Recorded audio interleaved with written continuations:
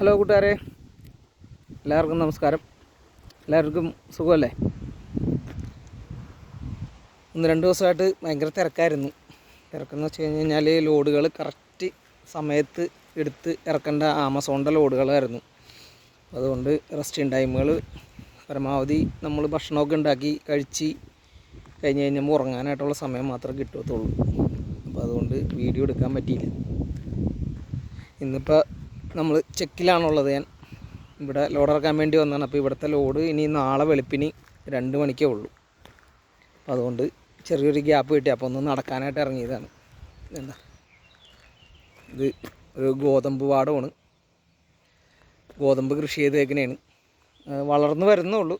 ഇനി ഒരു 2 മാസം കൂടി എടുക്കും നല്ല വിളവാവാനായിട്ട്.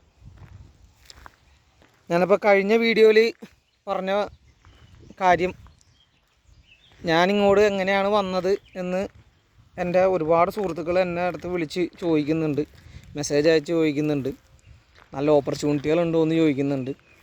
അപ്പോൾ അതിനൊക്കെ ഉത്തരമായിട്ടുള്ളൊരു വീഡിയോ ആണിത്. ഞാൻ എങ്ങനെയാണ് ഇങ്ങോട്ട് വന്നത് എന്നുള്ളത്. ഞാനീ പറയുന്ന കാര്യം എനിക്ക് സംഭവിച്ച കാര്യമാണ്. എനിക്ക് അറിയാവുന്ന അല്ലെങ്കിൽ ഞാൻ മനസ്സിലാക്കിയ കാര്യമാണ് ഞാൻ നിങ്ങൾക്ക് ഷെയർ ചെയ്യുന്നത്. ചിലപ്പോൾ ആർക്കെങ്കിലും ഇതിൽ കൂടുതൽ അറിയാവുന്നവരുണ്ടാവാം, അല്ലെങ്കിൽ വേറെ ഏതെങ്കിലും അനുഭവങ്ങൾ ഉള്ള ആളുകളുണ്ടാവാം.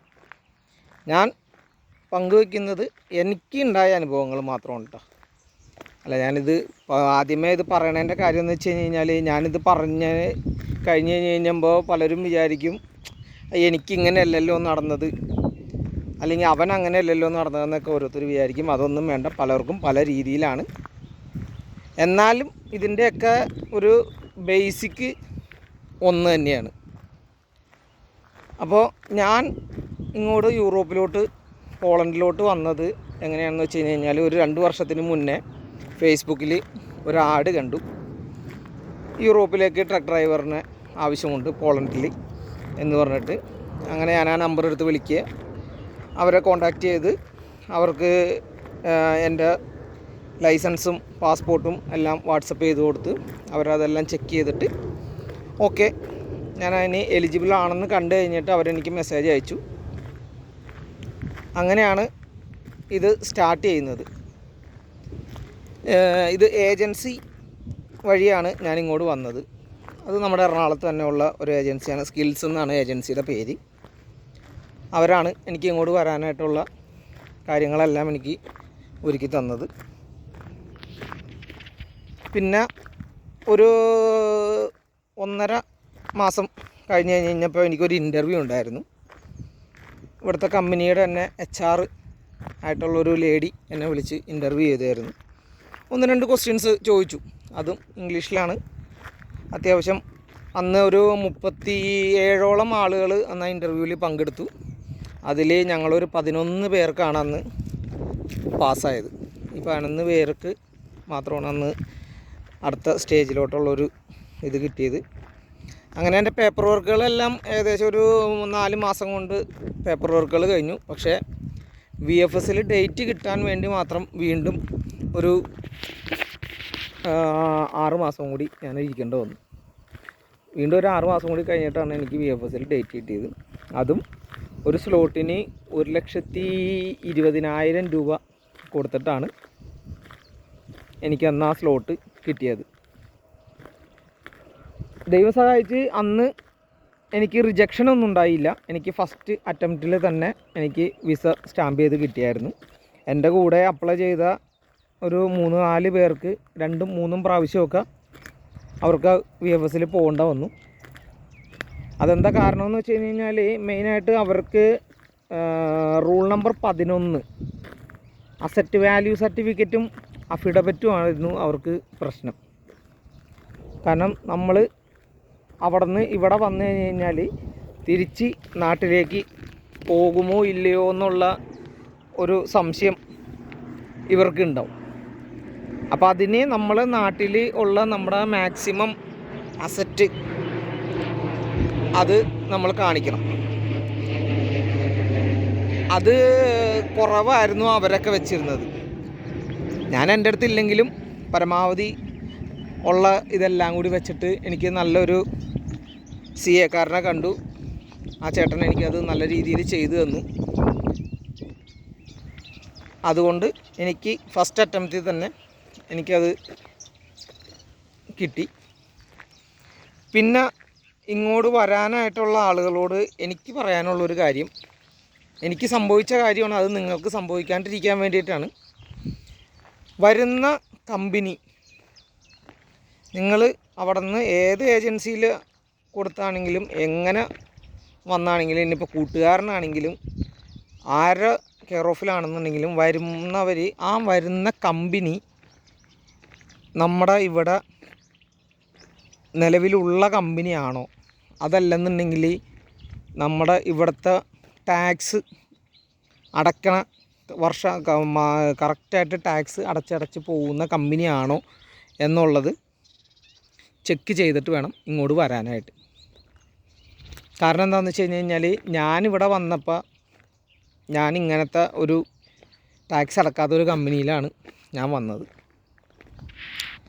ഞാൻ വന്ന് പെട്ടു. അവർ എനിക്ക് വേണ്ട കാര്യങ്ങളൊന്നും ചെയ്തു തന്നില്ല. 2 മാസം വെറുതെ റൂമിലിരുന്നു.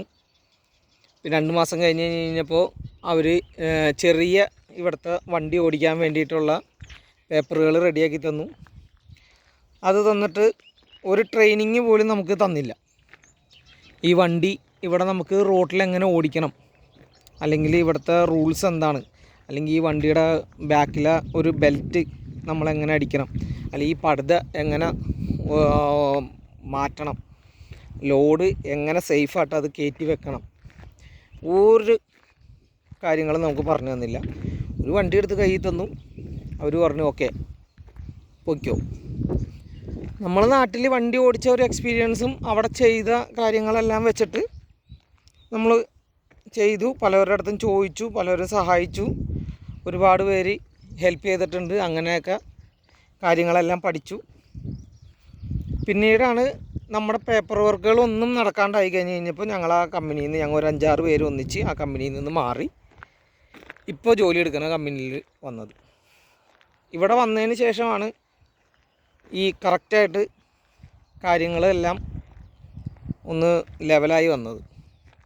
കാരണം ഇവിടെ യൂറോപ്പിൽ ഓരോ വരുന്ന പുതിയ ആളുകൾക്കും ഇവിടെ ഒരു ഇതുണ്ട്, ഒരു പാറ്റേൺ ഉണ്ട്. ആ പാറ്റേണിലാണ് ഓരോ കാര്യങ്ങളും ചെയ്ത് പോകുന്നത്. ഫസ്റ്റ് വന്നു കഴിഞ്ഞാൽ വെസൽ എന്ന് പറഞ്ഞു കഴിഞ്ഞാൽ ഒരു സംഭവം എടുക്കണം.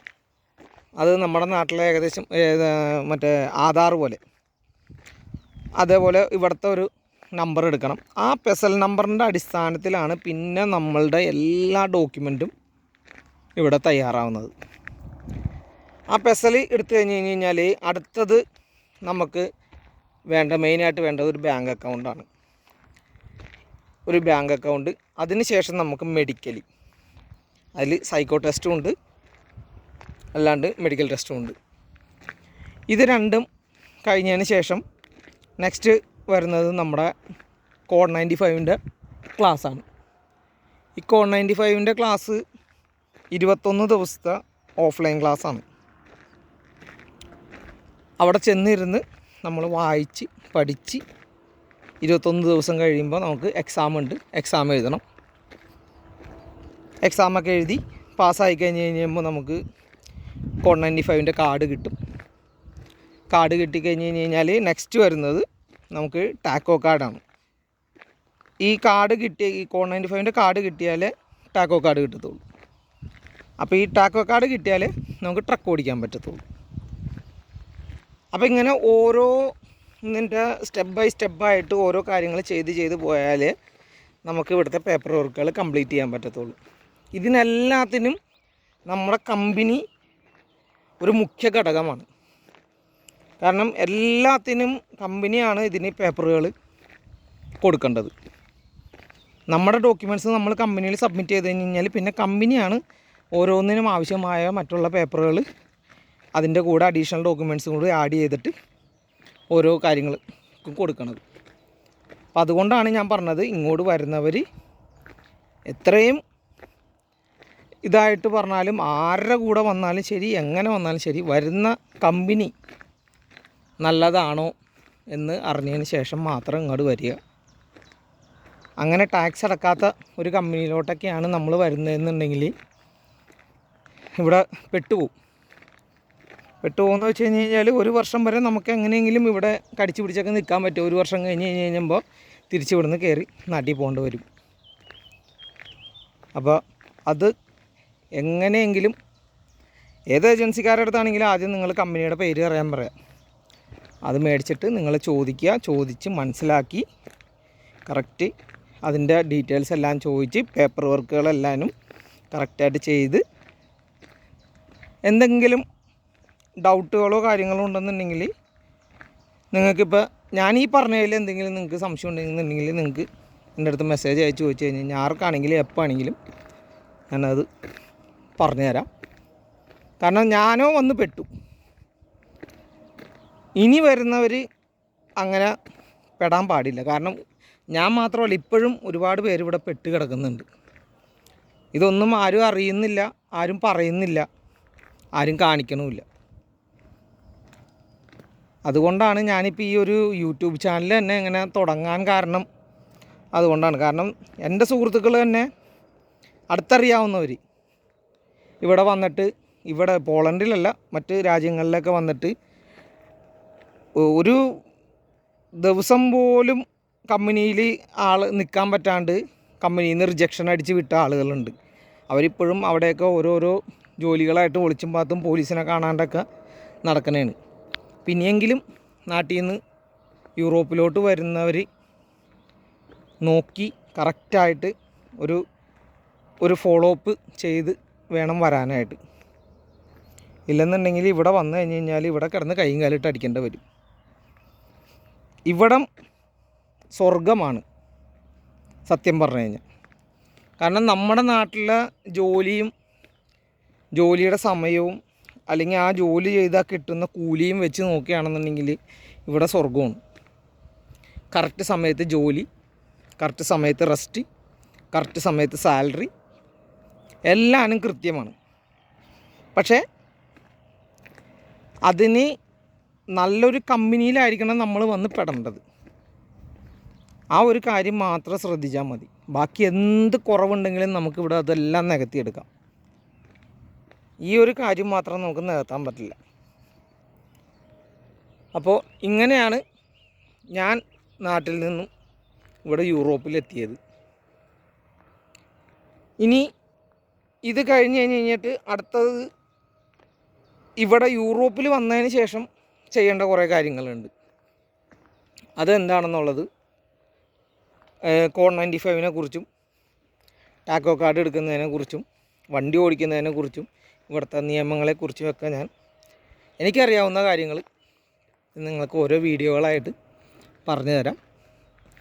ഓക്കെ, അപ്പോൾ എല്ലാവർക്കും ഓൾ ദ ബെസ്റ്റ്. ബൈ.